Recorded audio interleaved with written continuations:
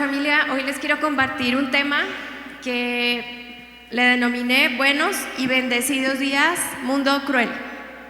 ¿Ustedes se acuerdan de esa frase, adiós mundo cruel? De hecho había una canción de un cantante Enrique no sé qué y la leí y dije, uy Dios mío, no, estaba grave. Y yo me acuerdo que en el colegio de chavas pues molestábamos mucho con esa frase, adiós mundo cruel, cuando algo salía mal. Y me acuerdo que era había un pececito agarrado de un globo como despidiéndose y cometiendo el acto suicida, ¿no?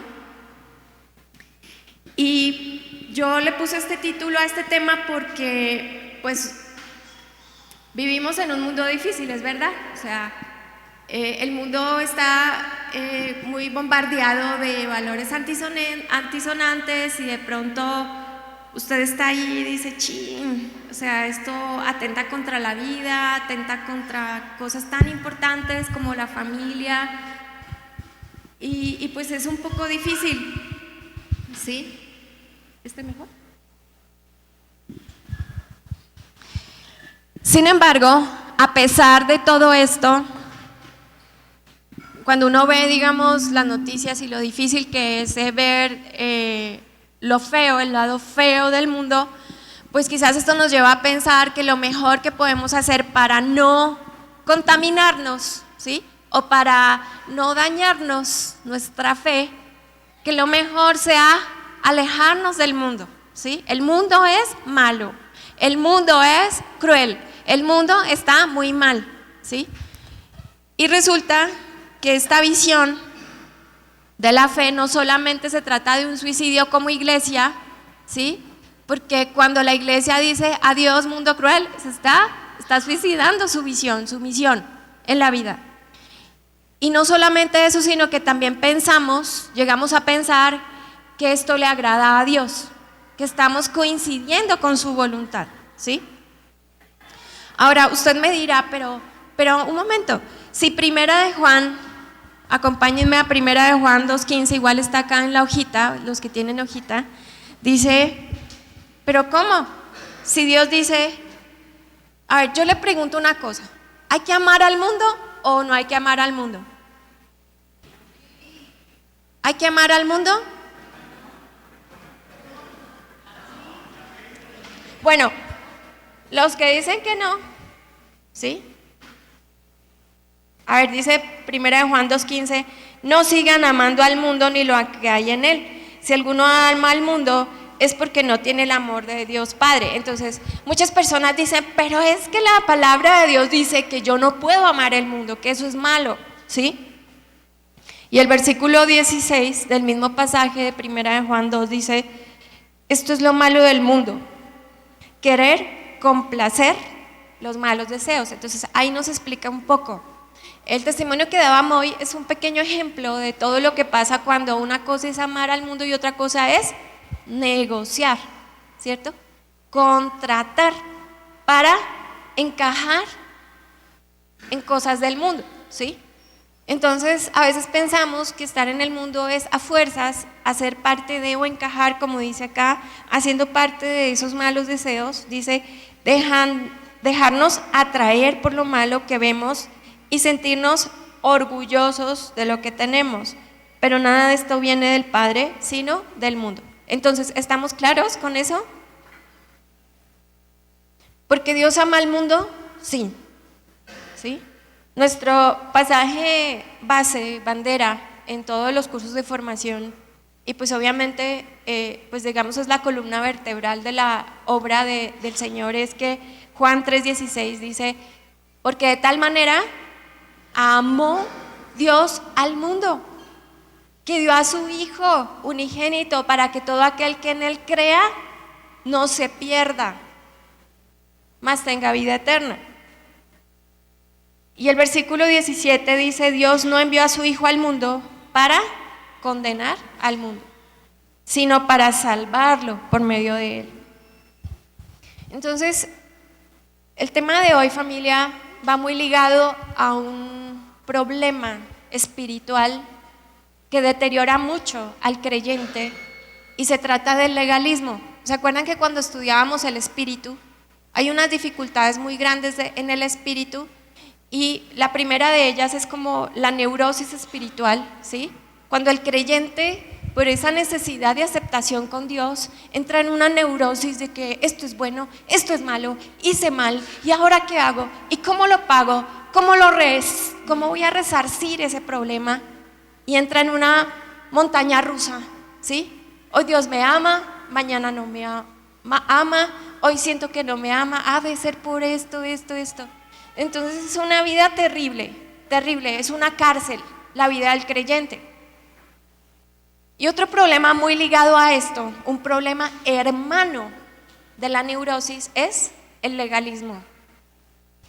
El legalismo se disfraza mucho, ¿sí? Se disfraza mucho de la voluntad de Dios. Y en nombre del legalismo hemos destruido vidas, ¿sí? En el nombre del legalismo se ha destruido familias enteras. Entonces, aquí puse 4 puntos que son como algunos conceptos legalistas que la iglesia tiene que hacer frente hoy día, ¿sí?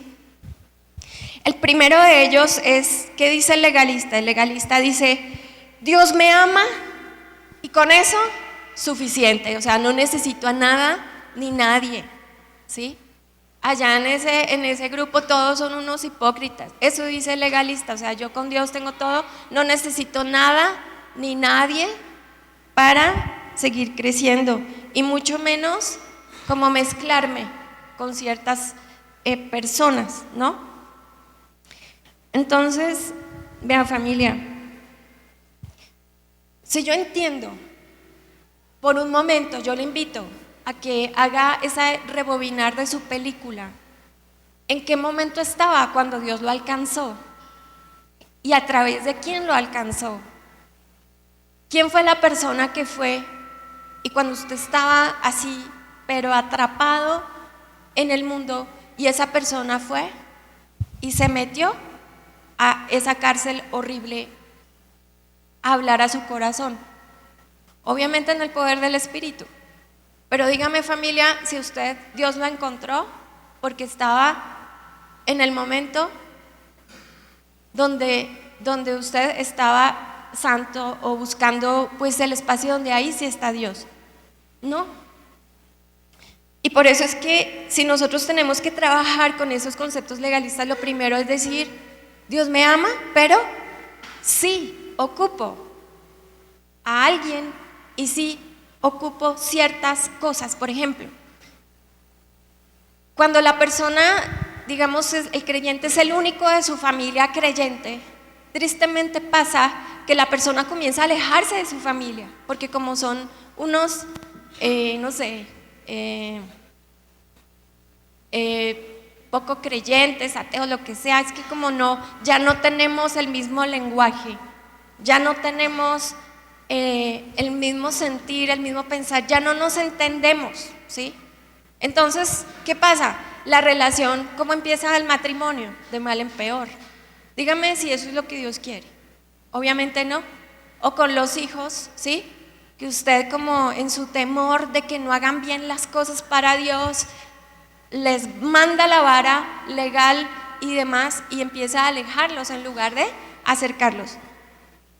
Así que si Dios me amó y me restauró, yo sí tengo y necesito y ocupo de estar rodeada de las personas que Dios puso a mi alrededor. ¿De acuerdo? Segundo punto, es que solamente yo debo estar donde está Dios, ¿sí? Es que aquí sí se siente la presencia del Espíritu Santo, es que aquí sí se siente Dios, aquí es donde debo estar, pero acá en este lugar no se siente nada, me tengo que ir, ¿sí? Por supuesto que no. ¿Dónde debe estar usted? Obviamente, ¿dónde debe estar usted? ¿Dónde está Dios? Y donde no está, también, incluso con mayor ahínco, ahí tenemos que estar, ahí. Ahora, ¿por qué? Porque pues el Señor está en usted, ¿sí? Y a veces estamos aferrados como a la atmósfera, ¿sí? Es que aquí se siente libertad espiritual, aquí sí me quedo, o aquí no, aquí se percibe algo raro, vámonos. Eso es lo que el legalista piensa. y comenzamos a desviar el propósito de Dios, ¿sí? Cuando el Señor le dijo a Moisés que mi esposo explicaba bien lo de la vara que soltaba y tomaba y perdía cuando la agarraba, más adelante, ustedes recuerdan que Moisés subió a un ayuno poderoso de 40 días y estuvo allá y vio la presencia de Dios que hasta, mejor dicho, su rostro resplandecía, ¿no? Y él llega así súper espiritual, después de estar allá arriba en la presencia de Dios, y baja, y ¿cómo estaba el pueblo? ¿Cómo estaba el mundo? Su pueblo, los hijos, los llamados, ¿cómo estaban? ¿Espirituales? ¿Fruto de las oraciones de Moisés? No. El Señor nos prepara, familia. Estar allá arriba nos prepara para bajar a la realidad. Si usted no está listo para bajar la realidad, es porque ha perdido el propósito de Dios cuando amó al mundo de tal manera que dio a su hijo. Entonces Moisés bajó y estaban todos allá con el becerro, ahí con el becerro, ¿no? Y Moisés baja con las tablas de la ley, ¿sí? ¿Y qué hace? ¡Pah! Las rompe, ¿sí? Rompe las tablas de la ley y vuelve y se sube, ¿no? Otra vez sube. ¿Y saben qué pasó arriba? La segunda vez que subió, sacó las tablas de la ley, pero esta vez él entendió que él no las iba a escribir. En la primera vez que Moisés subió, si ustedes leen ese pasaje en Éxodo, cuando él subió, él tuvo que escribir las tablas que el Señor le estaba diciendo, ¿no? Los mandamientos. Y la segunda vez que subió, ¿quién escribió los mandamientos? Dice que fue el dedo de Dios escribiendo, porque el Señor sabía que iba a haber un momento en que nosotros ya no tenemos que enseñar los mandamientos, ¿sí? Haz esto y no hagas esto es bueno, esto es malo, míralo, te va a pasar, ¿sí? Acuérdate de mí lo que te dije, lo que te advertí, nosotros ya no vamos a tener que hacer eso, porque Él dice que Él mismo escribirá la ley en nuestros corazones, cuando se cumpla la promesa del Espíritu. ¿Sí? Entonces lo que tenemos que ver es que dejar que el Espíritu haga su parte, pero nosotros tenemos que subir y bajar al mundo, ¿sí?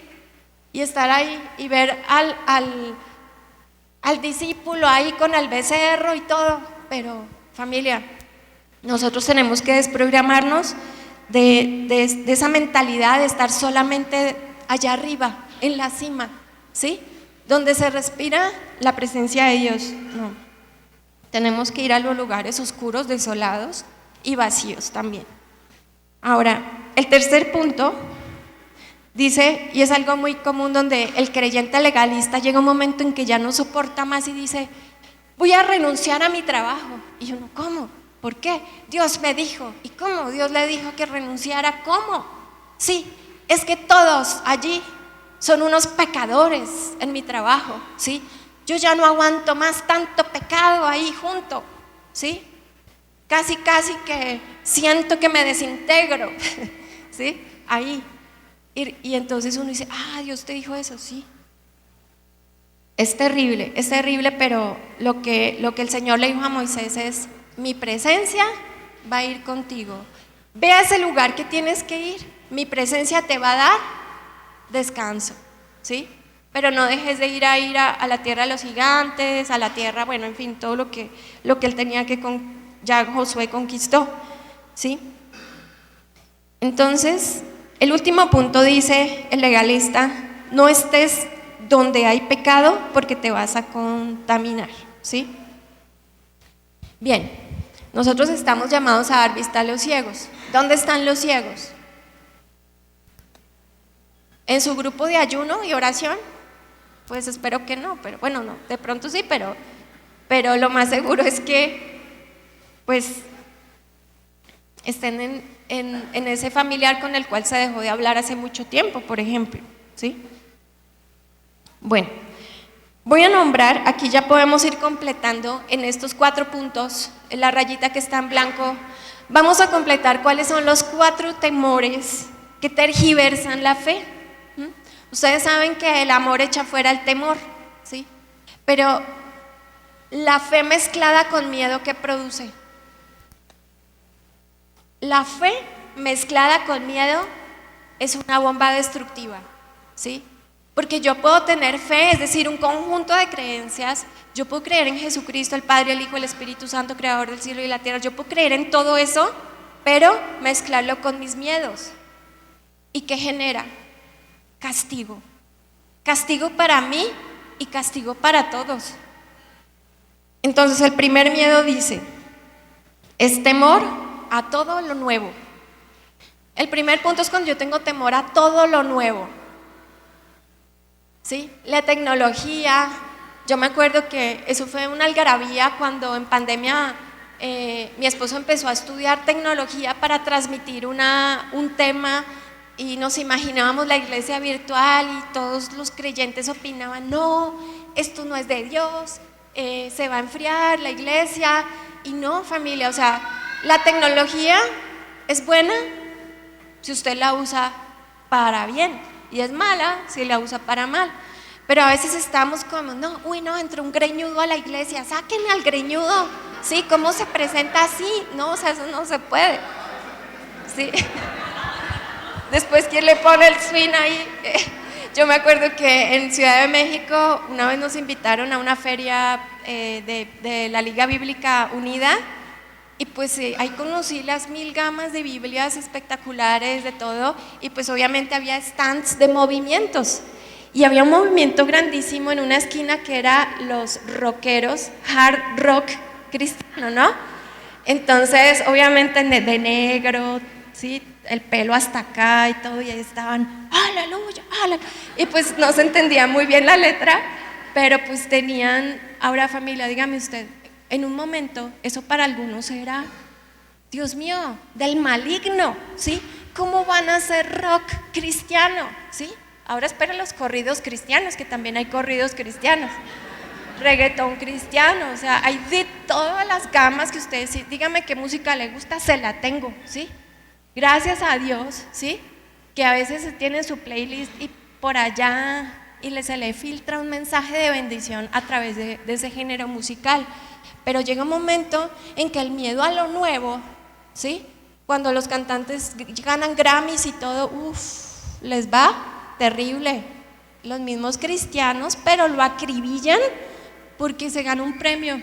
Eso es del mundo. En fin.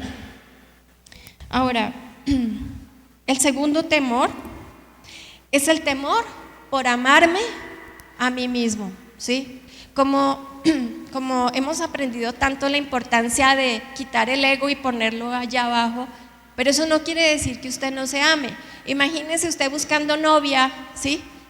Orando por la novia y pues todo descuidado, ¿no? O sea, sin bañar, ¿sí? Todo sucio y buscando novia, pues no.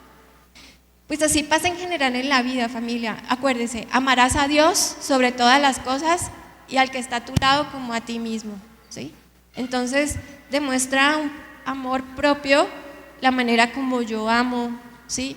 Cuido, si yo estoy todo descuidado, todo sucio, o también la chica que no, pues que no, castigándose, descuidándose y demás, pues esto no, o sea, ¿de dónde quedó que amarse uno, maquillarse o arreglarse era pecado?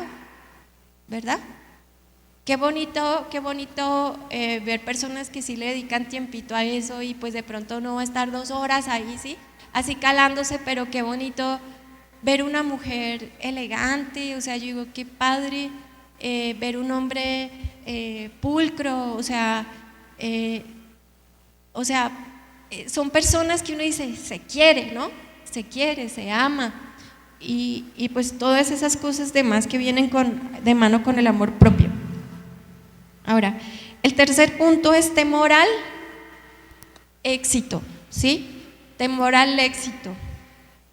O sea, parte del tema legalista es que la persona como que exitosa es pecadora, ¿sí? Yo me acuerdo que es muy común la frase de que ¿cómo estás? ¿Cómo te ha ido? No, yo soy pobre pero honrado, ¿sí? Y que es que el que no es pobre no es honrado, o sea, hasta allá uno llega a pensar, no, pobre pero honrado.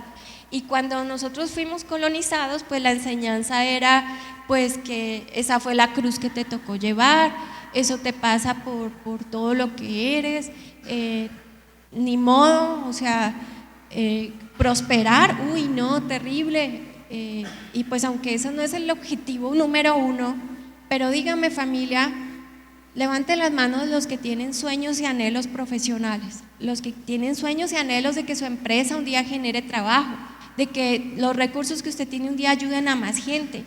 Vea familia, si usted no tiene sueños, ahí, qué aburrido, ¿sí? Qué aburrida la vida sin sueños, ¿cierto?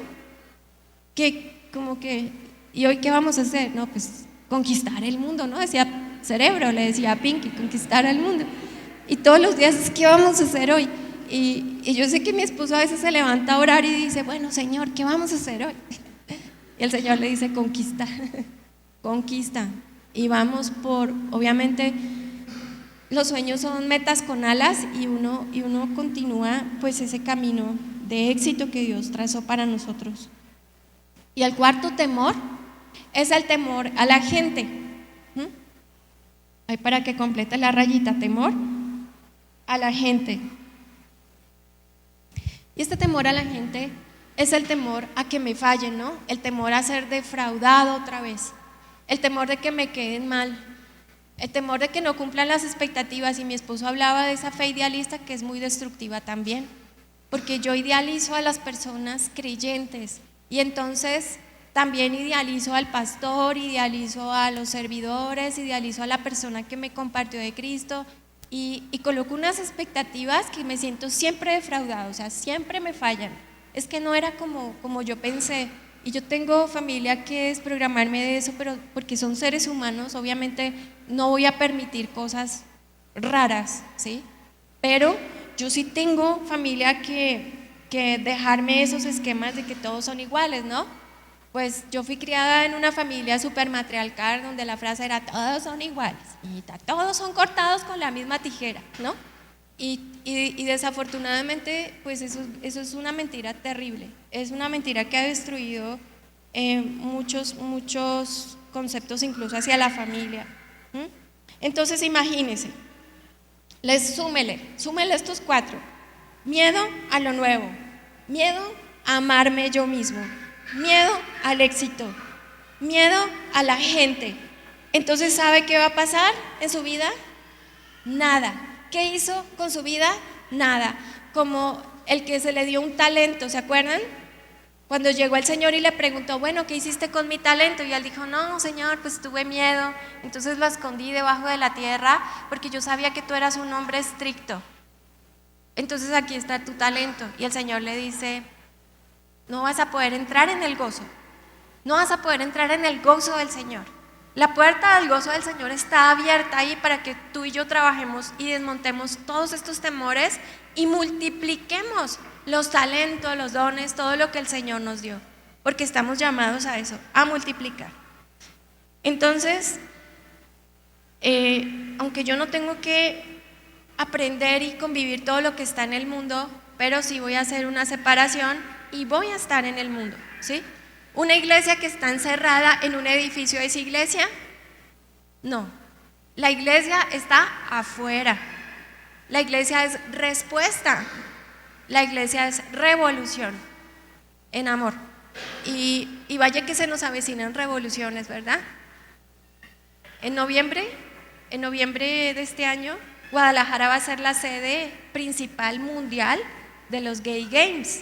La pregunta es, como iglesia, ¿qué tipo de respuesta vamos a hacer? ¿O somos la iglesia contra ese movimiento? No, la iglesia no está en contra de eso, la iglesia no está en contra del mundo, la iglesia está por el mundo, para Cristo, ¿sí? Entonces nosotros tenemos que cambiar todo ese malestar, todo ese enojo, toda esa desesperanza por más compasión, porque eso fue lo que el Señor sintió en la cruz, compasión, y bueno, desde antes. Entonces, ¿cómo vencer los temores que me llegan al legalismo? Punto número 1, si tú quieres luchar contra eso, punto número 1, lucha por construir amistades sanas y relaciones significativas, ¿sí? Es decir, tú tienes que pertenecer, tienes que crear un grupo seguro, un grupo donde hagas parte y pertenezcas a un lugar, ¿sí? Eso es abandonar el miedo a muchas cosas y fruto del éxito del Retiro de Libertad es que ahí es un lugar donde tú te dejas conocer, ¿o no?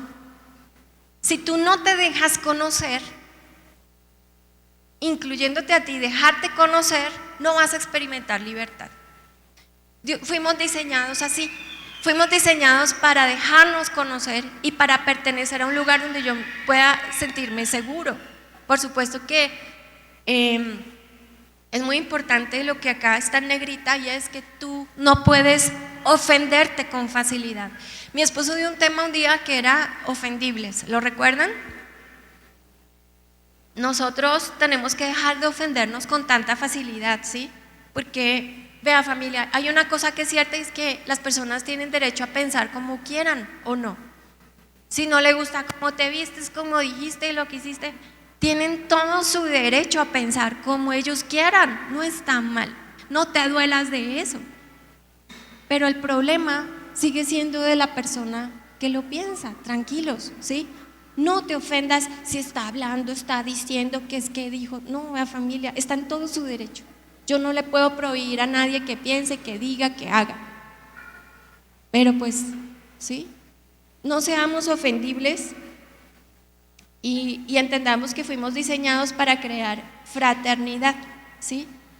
Y darme a conocer en ese grupo fraternal me sana, me libera, ¿de acuerdo? En su teos, en su lugar, díganme si su teos no es como su lugar donde usted puede ser y darse a conocer, donde de pronto otros espacios no. Sin embargo, levanten la mano los que tienen familias de otras creencias, amigos de otras creencias, ¿sí? ¿Siguen siendo amigos? Sí, siguen siendo amigos, amigos entrañables, amigos especiales, ¿sí? Amigos del alma, ¿por qué no? Lo que pasa es que no está obligado ni yo ni él a pensar igual. Quizás al final se acuerde de algo de lo que sembramos, ¿cierto?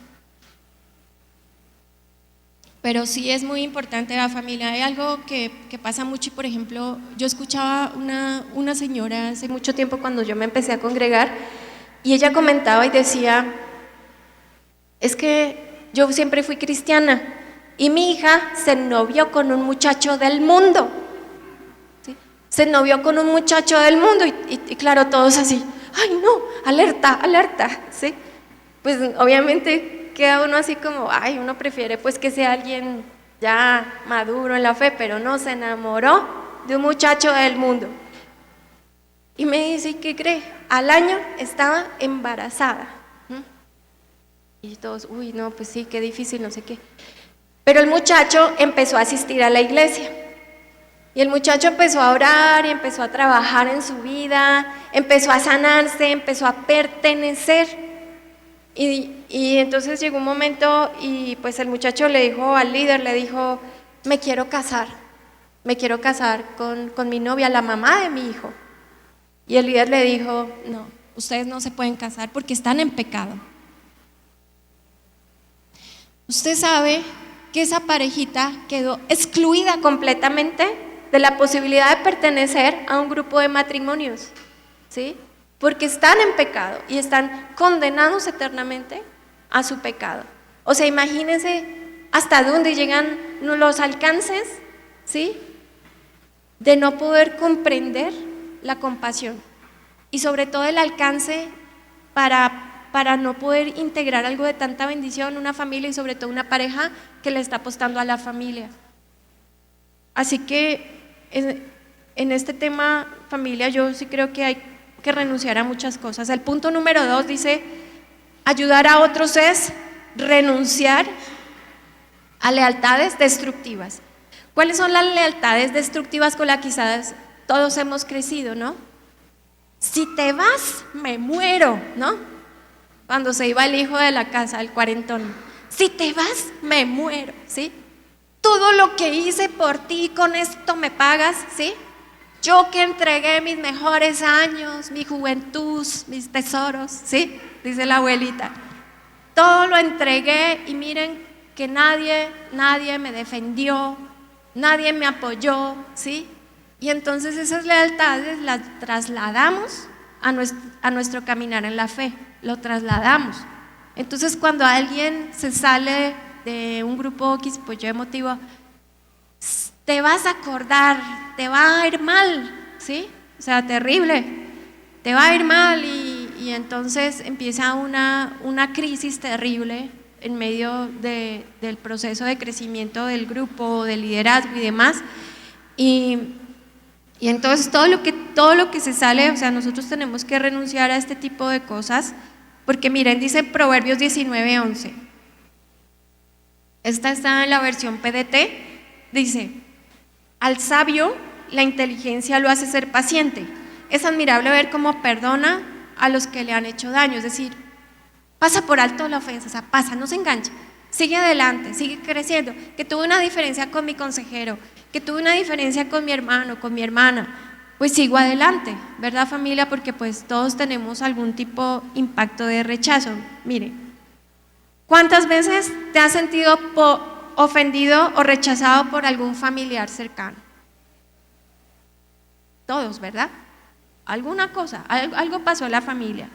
¿Cuántas veces no pudiste recuperarte del dolor que te dejó una traición de tu amigo del alma o de tu esposo?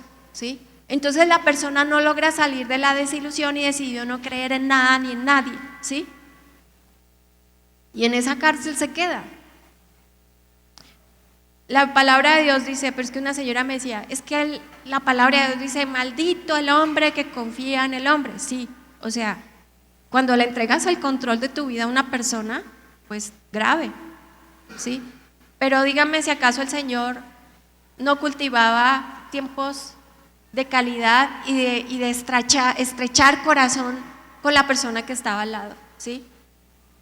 Bueno, siguiente pregunta que yo quisiera que usted reflexionara, y si quiere puede anotar ahí, dice: haz una lista de todo lo que te ha llevado a pensar que lo mejor es apartarte. Yo aquí apartadita, más bonita, ¿no? Aquí solita, que nadie me mueva, no, a mí eso no me gusta, que se entrometan en mi vida, sí, que se metan en mi vida, en mis asuntos, mejor yo aquí, ¿sí? Es que no me gusta que me digan qué tengo que hacer o que, pues obvio, pues yo también era de esas personas, ¿sí? Yo les he contado y lo feo que es, que fue cuando yo empecé a ir un ciclo, era de Roca, de ese ministerio de Roca, hicieron un seminario buenísimo sobre la comunicación en el trabajo, y no me ayudó muchísimo. Y ya terminando el ciclo, yo, bueno, chao, muy bonito todo, me voy. Y me agarra una muchacha y me dice: oye, yo voy a ser tu líder. O sea, como quien dice, no, esto no se queda aquí. Y pues claro, ahora sí vamos a trabajar, ¿sí? Ahora sí voy a tener que resolver ese de que no quiero que nadie me pregunte, que nadie se meta en mi vida. Y en la primera cita, adivinen qué pasó. Me esculcó todo lo que jamás quisiera que me hubiesen esculcado. Dejarme conocer y dejarme ayudar. Eso fue demasiado importante para conocer al Señor. Y bueno, ahora, entonces, punto número 1, lucha por construir amistades significativas. 2, ayuda a otros renunciando a tus lealtades, ¿sí? Destructivas. Punto número 3, pelea por tus sueños. A mí me encanta la historia de Jabez, que está en Primera de Crónicas 4. Usted está leyendo Primera de Crónicas 4 y después y lee un nombre, 100 nombres, 200 nombres. O sea, uno dice, qué aburrido. A veces y se repite que no, este nombre no estaba acá. Ay, se llama igual que el bisabuelo. Ay, bueno, sigamos. Y de pronto, en el versículo 9, dice, se detiene, un rengloncito. Jabez fue más virtuoso que sus hermanos. Su mamá dijo, le puse ese nombre porque tuve mucho dolor cuando él nació. O sea, imagínese el nombre Jabez, que usted le llame Dolores, pero pues sí, existe ese nombre, ¿no? Soledad, ¿sí? Angustias, ¿sí? Doña Angustias, ¿existe ese nombre? ¿Por qué Angustias? No, es que yo tenía una angustia cuando iba a nacer, y entonces la bautizamos Angustias. Pues Jabez fue bautizado Jabez por el dolor que tenía la mamá cuando él nació. Y Jabez un día dice, y yo creo que también leyó Crónicas y dijo, ¿otro más de la lista? ¿Otro más con esas herencias de dolor? ¿La misma historia? No. Dice la palabra de Dios que él hizo una oración, ¿sí? Y la oración está aquí en este pasaje y dice, Jabez oró así al Dios de Israel: te ruego que me bendigas y aumentes mi territorio. O sea, él tenía sueños. Él dijo, un momento, Señor, cambia esta maldición por una bendición. Yo quiero que tú me bendigas, que amplíes mi territorio. No me puedo quedar con el sueñito de mi tatarabuelo, ¿sí? Tú quieres que yo tenga sueños y voy a pelear por ellos, porque tengo algo que me quema en mi corazón. Dios lo puso. Porque hay un anhelo profundo en su alma, Dios lo puso. Lo que pasa es que a veces pensamos que como es un capricho, peleamos mal por ellos, pero usted pida la bendición de Dios. Porque Jabez no dijo, voy a ensachar mi territorio para demostrarle a mis papás, ¿sí?, que ya no hay más dolor. No, él dijo, Señor, si me bendices, si tú dices bien de mí y ensanchas mi territorio, quédate junto a mí y líbrame del mal para que yo ya no sufra más. Y Dios le concedió lo que pidió. Y esta historia, como la de José y como la de muchas personas que fueron criticadas, yo le digo, familia, si a usted lo critican por todos los sueños, por todo lo que hace, es porque usted es una persona muy interesante. ¿Una persona sin sueños es interesante? No, nada que ver. Pero si la critican mucho es porque también tiene sus enviditas y cosas, pues sí, las personas interesantes son muy criticadas. Así que siga adelante con sus sueños y pelee por ellos, porque suicidarlos, pues, aniquilarlos, pues no nos va a dejar ver la gloria de Dios, ¿sí? Vean, aquí yo les digo algo, y es que en el pensamiento religioso, muchas veces una persona que pasa una enfermedad o un problema, una pérdida, como dice mi esposo, les tengo una estadística, hay una probabilidad del 100% de que muramos, ¿sí? Pero ¿qué pasa? Alguien murió y es como, no, eso fue que estaba en pecado, eso fue que sus papás, como el ciego de nacimiento, ¿no? ¿Qué decían los religiosos? Decían, bueno, Señor, ¿quién pecó? ¿Él o sus papás? Y el Señor les dijo, no, pues es que esto no es porque pecó él ni sus papás, esto es para la gloria de Dios. Entonces todos tenemos que pasar por situaciones de pérdida, de enfermedades, muertes, pasar por todo eso. ¿Y usted cree que es porque hizo mal algo? ¿Todo es porque algo hizo mal? Obviamente el origen de todas las enfermedades pues es el pecado, y a veces uno se descuida con su salud. Pero vean, familia, nosotros tenemos que quitarnos, desmontar todo eso, porque los momentos donde las personas más conocen del Señor, sus momentos donde logran ver el rostro del Señor y levantarse, es cuando viene una crisis de esas. Pero entonces, si nosotros como familia, el hombre está pasando por una crisis difícil, y es porque tú no hiciste, y es porque tuviste miedo, y es porque no tuviste fe, es porque tienes miedo, por eso te va mal. O sea, imagínense. No, pues con ese ánimo, ¿sí? O sea, usted está acabando con la persona. El Señor nunca dijo eso. Esto no es porque sus padres o porque él pecó. ¿Él no pecaba? Sí. ¿Sus padres pecaron? Sí. Pero es que no es por eso que él está enfermo. Él está enfermo es porque va a ver la gloria de Dios. Nosotros tenemos que tener ese lenguaje para con la persona. Si tú estás viviendo eso es porque vas a ver la gloria de Dios. Vas a ver la gloria de Dios. Vas a conocer al Señor. En ese momento de presión, Dios va a ensanchar tu territorio. Va a ensancharlo. Pero déjate conocer. No te quedes con cosas, temores guardados, con verdades no dichas. Déjate conocer. Saca todo eso. Porque cuando yo me angustio y no digo la verdad o me enclaustro, pues ahí no pasa nada. El territorio no se ensancha sino de adentro. Entonces es muy importante que tengamos en cuenta eso. Ahora, punto número 4. Por favor, salte del juego del castigo, ¿sí? Si te vas, si pasa esto, bueno, esto ya lo mencioné. Punto número 5, aceptarte a ti mismo. A mí me encanta este módulo del cuarto libro del Teo 100 porque habla un capítulo entero de cómo aceptarnos como hijos de Dios. ¿Cómo aceptarme? Una persona madura en la fe, una persona madura espiritualmente hablando, es que descansa en la aceptación en Cristo, ¿sí? Si la persona todavía está trabajando por aceptación, no va a poder enfrentar muchas cosas. Ahora, el aceptarte a ti mismo te va a llevar a una segunda victoria, y esa segunda victoria es aceptar al otro, ya no condenarlo más. ¿Por qué condenas, juzgas tanto? Porque es que hay un problema de aceptación personal. ¿Sí? A mí esa frase es que todos son unos hipócritas, o sea, ¿qué pasó? O como el que va a una fiesta y dice, no, yo me fui porque todos son unos payasos, o sea, aquí hay algo raro, o todos están mal o yo soy, ¿sí? La que está mal, porque todos son un problema, porque todo el mundo es igual y es un problema.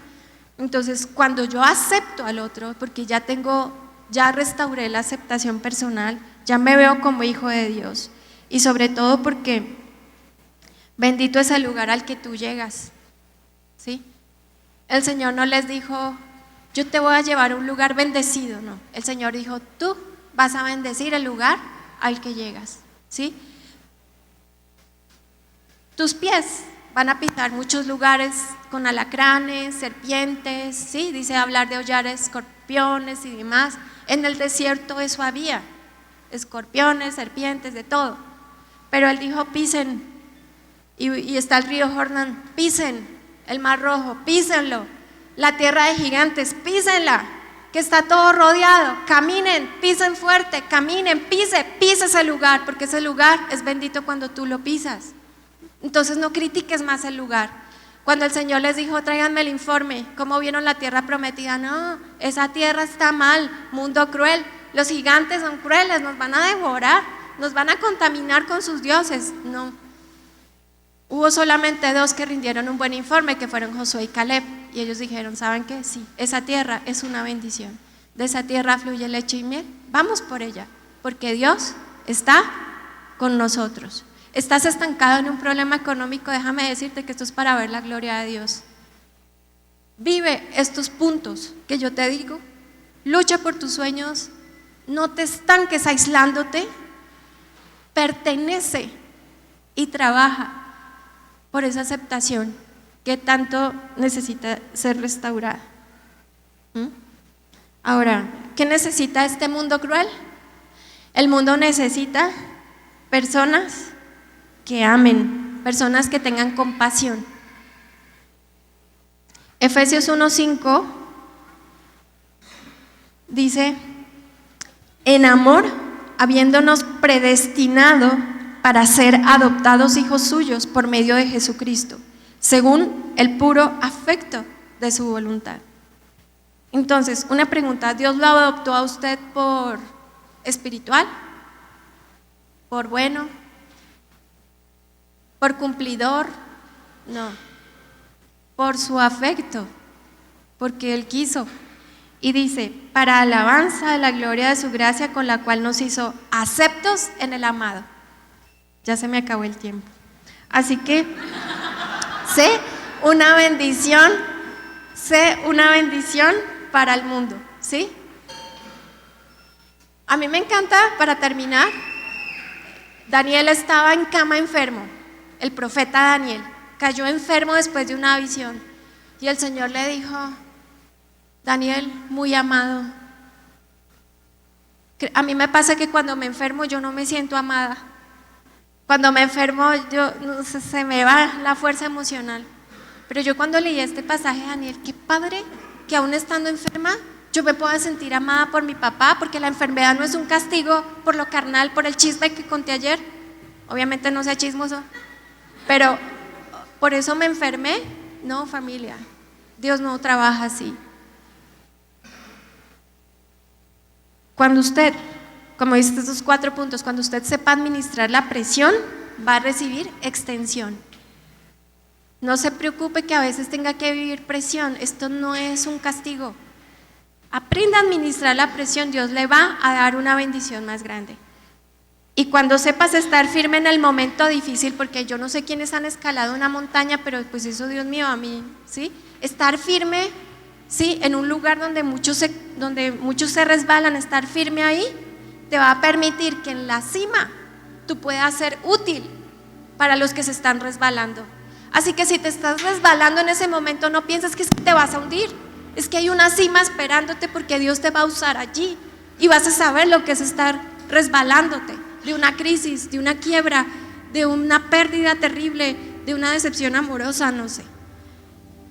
Y por último, cuando tu inseguridad se sane, vas a vivir los mejores años de tu vida. Viva los mejores años de su vida. Sus mejores años no son cuando se pensione, ¿sí? Sus mejores años no son cuando ya tenga su casa en la playa, no. Sus mejores años son ahora. Así que dejemos de madurar la aceptación del Señor en nosotros. Yo quiero terminar con un relato corto, y es acerca de un ladrón, un estafador. El hombre estafó a medio mundo, estafador, avaro. Y resulta que este hombre llega al cielo y todos lo miran como, ajá, ¿y tú por qué estás aquí? Ah, porque tú cantabas bonito en la iglesia. Ah, tú estás aquí porque no te dejaste contaminar del poli, ¿sí? Tú estás aquí porque fuiste buen trabajador, ¿no? Bien. No, yo era un ladronazo. Yo no hice nada bueno. Yo no, nada. Pero ¿a qué doctrina ibas? ¿Doctrina? ¿Qué es eso? Yo no sé qué es doctrina. A mí nunca me llevaron a la iglesia, nada, ¿qué es eso? Y entonces, ¿por qué estás aquí?, le preguntaban todos. Y él dijo: pues yo estoy aquí porque el hombre que estaba al lado en la cruz me invitó y me dijo: hoy estarás conmigo en el paraíso. Hoy estarás conmigo. ¿En qué momento, iglesia, nos hemos convertido en los que están abajo, condenando? Porque no es la doctrina, ¿sí? Porque allá usan falda, porque allá no se casan. Nosotros no podemos entrar en ese juego, familia. Nadie tiene mejor creencia, mejor grupo que nadie. Nosotros, lo que nos une fue esa cruz en la cual Él ya no está, pero que nos muestra que la cruz la cargó Él. No cargue más cruces y sea libre de todo eso que nos impide ser sal para el mundo y bendición para el mundo. Así que bendecido mundo y buenos días, porque hoy tenemos planes de conquistar al mundo para Cristo en el poder del Espíritu. Así que vamos.